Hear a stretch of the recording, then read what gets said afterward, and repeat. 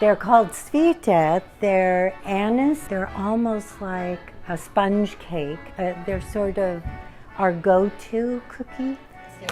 It's my grandmother's recipe. It has to be done ingredient by ingredient to get it light, to get the flavors balanced, and no machine. Mix it in for the rice. My grandmother, when I watched her, I was probably early teens or 12. I wanted to know how she did it. So she said, vidi, which means look, watch. And so I watched her. And she said to me with the knuckle, if you're Croatian, you know what the knuckle means. There are two things you get the knuckle for. One is when you're getting a lecture, and the other is when you're going to get it. Chapat, you're going to get it. So she said to me, no machine.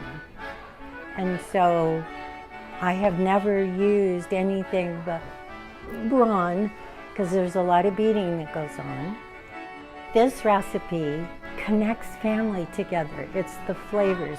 When you taste the food that you tasted when you were little, you expect it to taste the same. I mean, it wouldn't be tradition if I changed the recipe. That would be a real knuckle.